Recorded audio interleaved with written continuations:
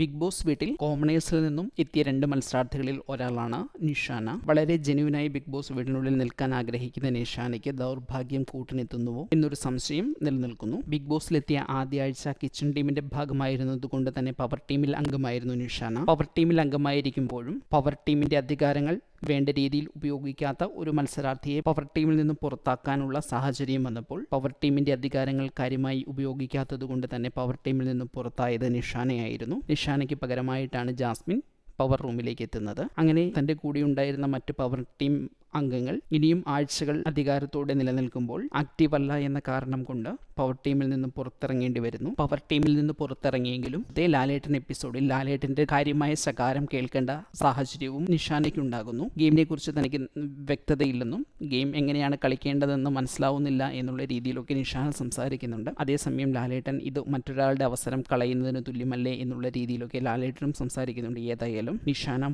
അതിനെ തുടർന്ന് കരയുകയും ഒക്കെ ചെയ്യുന്ന ഒരു സീൻ അതിൻ്റെ ഭാഗമായിട്ടുണ്ട്. രതീഷ് പോകുമ്പോൾ എന്നെ വിട്ടോളൂ, എന്നിട്ട് രതീഷിനെ ബിഗ് ബോസിനുള്ളിൽ നിലനിർത്തിക്കൊള്ളൂ എന്നൊക്കെ പറയുന്ന നിഷാനയുടെ രംഗങ്ങൾ പുറത്തു വന്നിരുന്നു. അതോടെ നിഷാന ഗെയിമിൽ ഒട്ടും ആക്റ്റീവ് അല്ല, ഈ ഗെയിമിന് പറ്റുന്ന ഒരാളല്ല എന്ന രീതിയിൽ ഒരു ഇമേജ് വളരെ ശക്തമായി ക്രിയേറ്റ് ചെയ്യപ്പെട്ടു. അതിനുശേഷം വന്ന ആഴ്ചയിൽ നിഷാന നോമിനേറ്റ് ചെയ്യപ്പെടുകയും ചെയ്തു.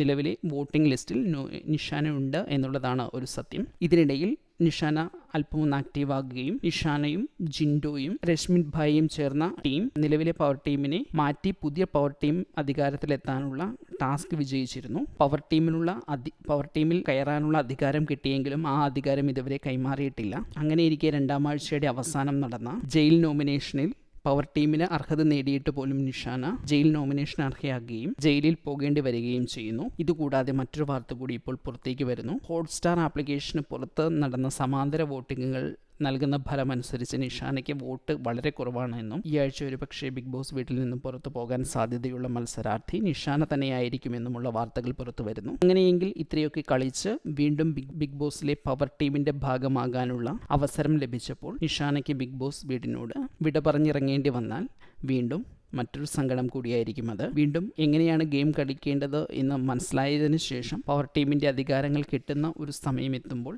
അത് സ്വീകരിക്കാൻ കഴിയാതെ പോകുന്നു എന്നൊരു സങ്കടകരമായ കാര്യം കൂടി നിഷാനയ്ക്ക് സംഭവിക്കും. ഏതായാലും ഈ വീക്കെൻഡ് എപ്പിസോഡ് കഴിയുന്നതുവരെ ഈ കാര്യങ്ങളിൽ വ്യക്തത വരാൻ കാത്തിരിക്കേണ്ടി വരും. ഈ ആഴ്ച പടിയിറങ്ങുന്നത് നിഷാനയാണോ അതോ മറ്റേതെങ്കിലും മത്സരാർത്ഥികളാണോ എന്നതും കണ്ടറിയേണ്ടിയിരിക്കുന്നു. ഈ ആഴ്ച നിഷാനയ്ക്ക് പുറത്ത് പോകേണ്ടി വന്നാൽ അത് തീർച്ചയായും സങ്കടകരമായ ഒരു കാര്യമാണ്. എന്താണ് ഇക്കാര്യത്തിൽ നിങ്ങളുടെ അഭിപ്രായം?